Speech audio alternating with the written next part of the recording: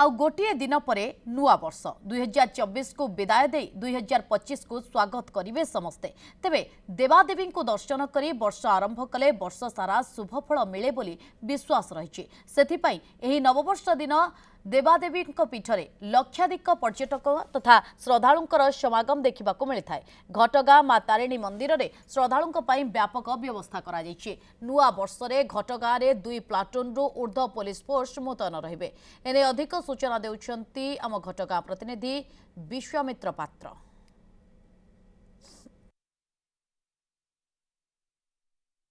आउ गोटे दिन पर इंग्राजी नववर्ष 2025 आरंभ होगाकू जाउची एवं आज राज्यर प्रत्येक देवादेवी पीठरे भक्त तथा पर्यटकों समागम देखा मिलता है।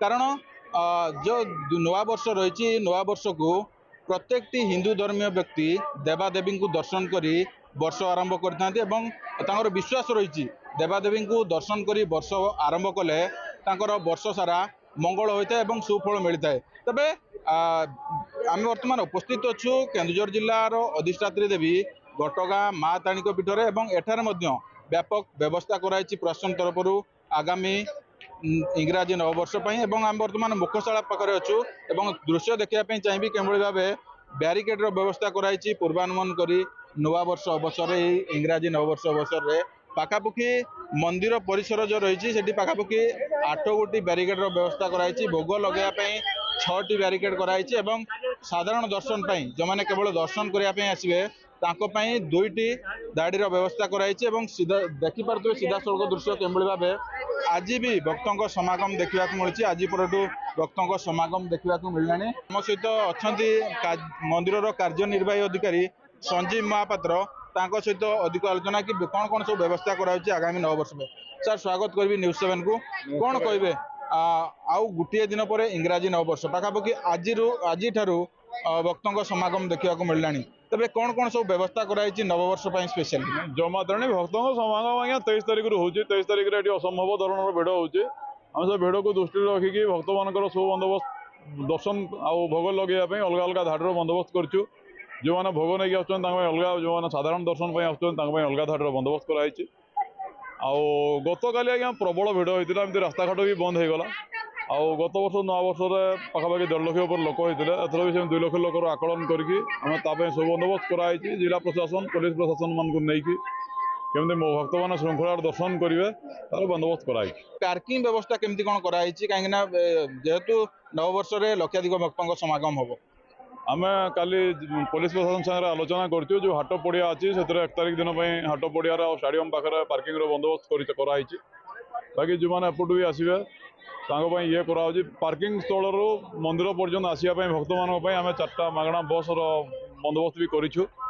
केते कौन रे पूजक नियोजित रे पूजक आज्ञा 1 तारिख में आम 30 जन पूजक को कथा से आसिक भक्त मान पूजा करने।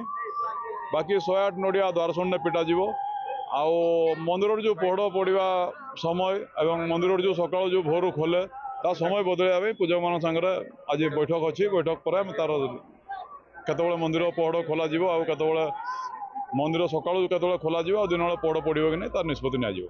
निश्चित भाव में कि आगामी जो नववर्ष रही गोटे दिन पर रही तेज से अवसर में व्यापक प्रस्तुत केमती रही केवल ब्यारिकेड्र व्यवस्था कराई गोटे एक सूचना देवी कि केमती भक्त मैंने दर्शन करेंगे श्रृंखलित दर्शन। तेज मंदिर परिसर जो 3 नंबर गेट रही से 3 नंबर गेट दे प्रथम मंदिर परिसर को भक्त मैंने प्रवेश करेंगे सेठारे पाखापाखि 8टी ब्यारिकेड्र व्यवस्था कराई। जो ब्यारिकेड साहाय्य मंदिर बेड़ा को प्रवेश करेंगे भक्त मैंने बेड़ारे ब्यारिकेड्र व्यवस्था कराई। जो ब्यारिकेड साहाय्य माँ को अति श्रृंखलित भाव दर्शन कर पुणी प्रस्थान द्वार दे बाहर को बाहर मोटामोटी भाव देखा गले श्रृंखलित व्यवस्था समस्ते रेडी अच्छा।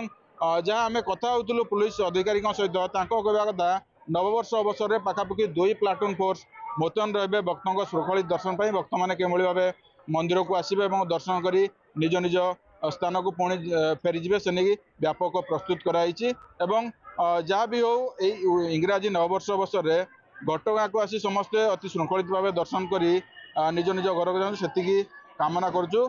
केन्दुझर जिला घटगाँ मां तारिणी परिसर विश्वामित्र पात्र न्यूज 7।